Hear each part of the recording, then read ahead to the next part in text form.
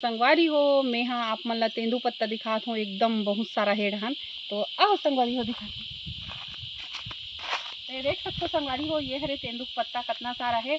ऐसे ही से तोड़ते का दादा हमन ला तोड़े घलक नहीं आए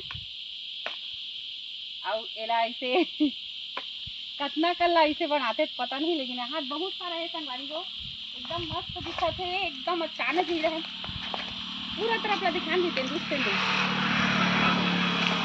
एकदम मस्त दिखा संगवारी हो तेंदूपत्ता मन देखो ये दे दिखा तो कतका कतका तैसे ना संगवारी हो बीड़ा बनाते मैं तो कभी 50 के कितना 50 ठन ऐसे तोड़ के एला बांधते कथे संगवारी हो तके रुपये मिलते जी 4 रुपया 4 ऐसे 50 पत्ता बांधी ना संगवारी हो तो 4 रुपया मिल ही कथे एक बंडल के ऐसे 50 टन के।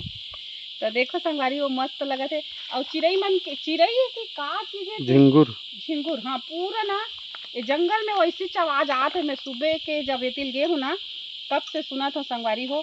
तो देखो तेंदूपत्ता और मस्त नज़ारा है जंगल के आप मतलब भी सुनाई दे कोई झिंगुर के आवाज़। तो बाय बाय संगवारी हो जय जोहार जय छत्तीसगढ़ मिलता नेक्स्ट वीडियो में बंद कर दीजिए।